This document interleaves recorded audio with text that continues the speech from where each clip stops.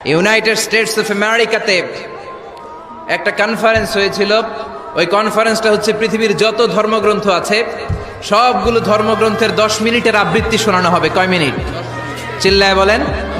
ওখানে গিয়েছে শ্রীমত ভগবত গীতা, গিয়েছে বাইবেল, ত্রিপিটক, দশাতীর, বেদ, পুরাণ, রামায়ণ, দীঘানিকায়া, ইয়াহবিস, সেকারডেটাল, টালমা, Torah, old testament, new testament, জিন্দাবেস্তা এবং আল্লাহর কোরআনও। কোন সুবহানাল্লাহ।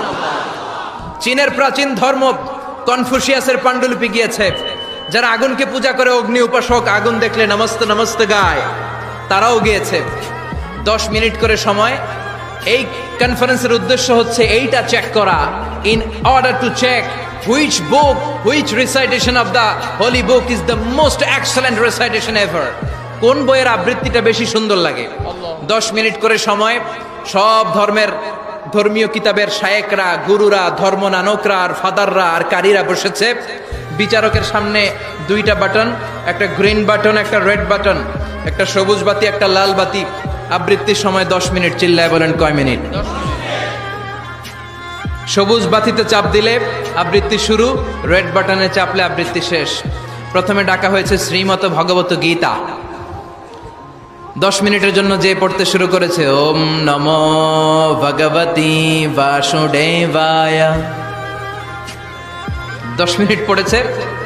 পড়ার পরে বিচারক রেড বাটনে প্রেস করেছে, সময় শেষ, নেমে গিয়েছে।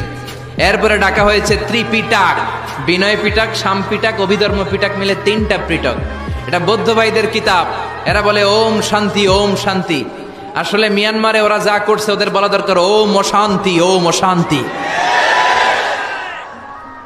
ওরা বুদ্ধাং শরণং গচ্ছামি, ধাম্মাং শরণং গচ্ছামি পড়তে পড়তে 10 মিনিট শেষ, চলে গেল। এরপরে ডাকা হলো দশাতীর, দশাতীরের ওরাও পড়লো। এরপরে ডাকা হলো গ্রন্থ সাহেব, পড়লো। জিন্দাবেস্তা পড়লো 10 মিনিট।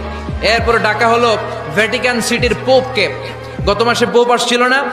এই পোপের আগের পোপ, তাকে ডাকা হলো to recite the Holi Bible for 10 minutes. 10 মিনিটের জন্য বাইবেল পড়তে আসেন। উনি এসে ওনাদের বাইবেল পড়ে গেল 10 মিনিটের জন্য।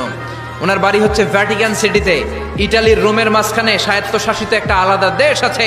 ওইখানে শুধু পোপরা থাকে, যারা বিয়ে না করে খ্রিস্টানদের ফাদার, প্রোটেস্টান্ট, অর্থোডক্স আর রোমান ক্যাথলিক, ওরা সেইখানে রাজ্য স্থাপন করেছে। গোটা বিশ্বের খ্রিস্ট ধর্মকে তারা চালায়।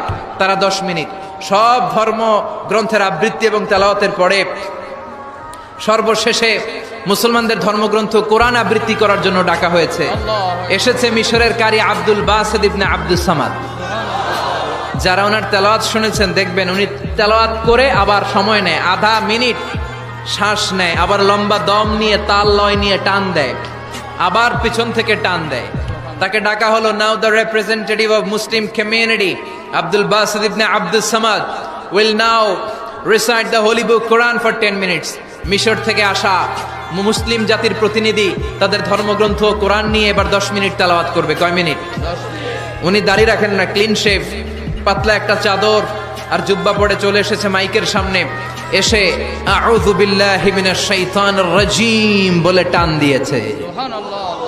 সময় কয় মিনিট? উনি সূরা ফাতিহা পড়তে সময় নিয়ে নিয়েছে 13 মিনিট।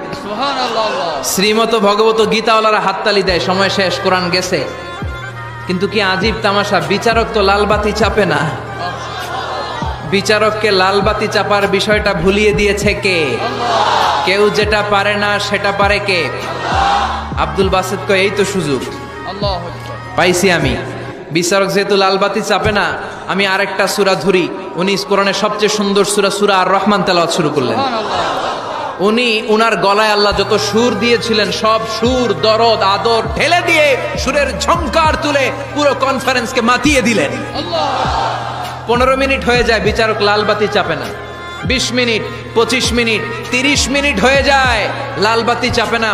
এদিকে অর্গানাইজিং কমিটির প্রধান চেয়ার থেকে উঠে এসে বিচারকের গায়ে ধাক্কা দিয়ে বলে, এই man, what's the hell are you doing here? What's wrong with you? Why aren't you pressing the red button? লাল বাতি চাপোস না কেন? ওরে ধাক্কা দেওয়ার পরে বিচারক ভূত দেখার মতো চমকে উঠছে। কি? হ্যাঁ, লাল বাতি?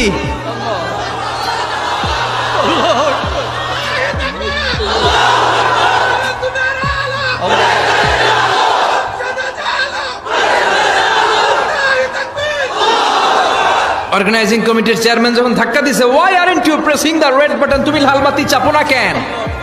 ভিমড়ি খেয়ে ওর লাফ দিয়ে, কি হ্যাঁ লাল বাতি নীল বাতি, কোন বাতি কোন বাতি? হুশ নাই, ওর হুশ নিয়ে গেছে কে? আবার যখন আব্দুল বাসিদের তেলাওয়াতের দিকে তাকায় আবার বেহুশ। না পেরে বিচারক দাঁড়িয়ে বলে, ও Abdul Basid ibn Abdul Samad, come from Egypt, there is no time limits for you, recite as much as you wish. ও আব্দুল বাসিদ, আজকের এই প্রতিযোগিতায় তোর জন্য তেলাওয়াতের কোনো সময় নাই, তোর যত মনে চায় তুই পড়ে যা।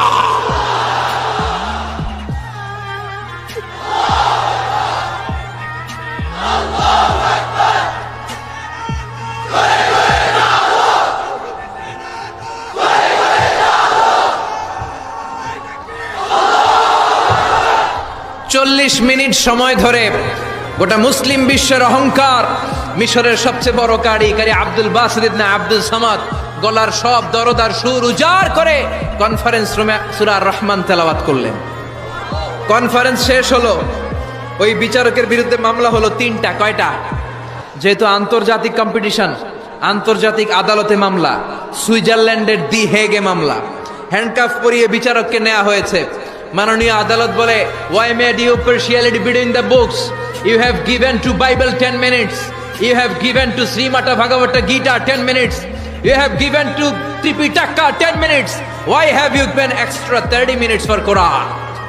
সব ধর্মগ্রন্থের 10 মিনিট দেওয়ার কথা, বাইবেলরে দিলি 10, শ্রীমত ভগবত গীতারে দিলি 10, ত্রিপিটকরে 10, কোরআনরে অতিরিক্ত 30 মিনিট, মানে আগের 10 আর 30 মিলে 40 মিনিট দিলি কেন? বিচারক বলে, অনারেবল জাজ, I have a humble question to you. মাননীয় আদালত, আমার একটা বিনয়ের প্রশ্ন আছে।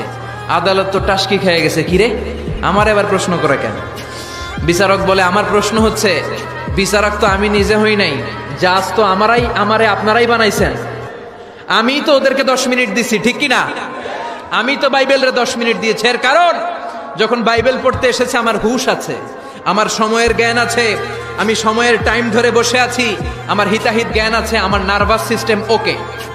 10 মিনিট শেষ, আমি রেড বাটনে চেপেছি, উনি নেমে গিয়েছে, বাইবেলকে ডেকেছি, বাইবেল শেষ, শ্রীমত ভগবত গীতাকে ডেকেছি, গীতা শেষ, ত্রিপিটককে ডেকেছি।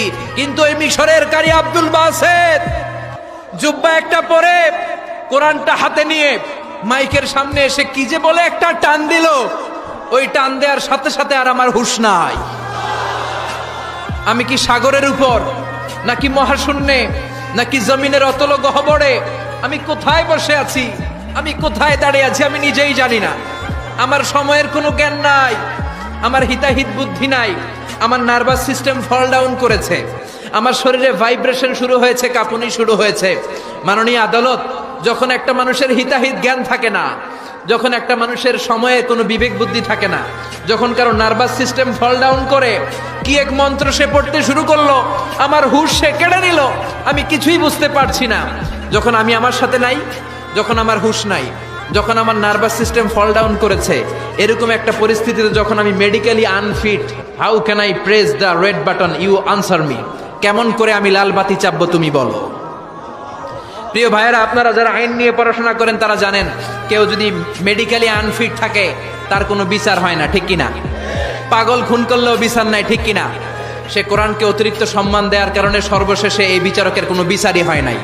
বেকসুর খালাসের ব্যবস্থা এই বিচারককে করে দিয়েছে কে?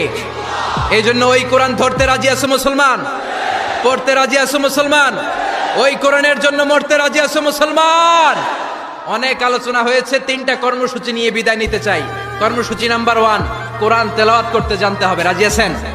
যারা জানি না তারা শিখবো। 2 নম্বর কর্মসূচি, মাতৃভাষায় প্রতিদিন কোরআন পড়বো। কোরআনের বঙ্গানুবাদ পাওয়া যায় মোবাইলে, অ্যান্ড্রয়েড সেটে কোরআনের ট্রান্সলেশন পাওয়া যায়, বঙ্গানুবাদ। প্রতিদিন একটা আয়াত হলেও আমরা কোরআনের অর্থ পড়বো। 3 নাম্বার, বাঁচি আর মরি কোরআনের পক্ষে থাকবো, চিল্লা এখন ঠিক কিনা? এই কোরআন আমাদের প্রাণ, এই কোরআন আমাদের জান। এই বাংলার জমিনে কোরআনের আইন চালু হোক, আমরা চাই কি চাই না? যারা কোরআনের বিরুদ্ধে কথা বলবে ওদের সাথে আমাদের কোনো সম্পর্ক। আল কোরআনের বিরুদ্ধে একটা আইনও বানালে ওই আইন আমরা মানব না, চিল্লায় বলেন ঠিক কিনা? আমরা এই কোরআনকে বুকে ধারণ করতে চাই, রাজি আছো মুসলমান? হাত তুলে আল্লাহর দেখা।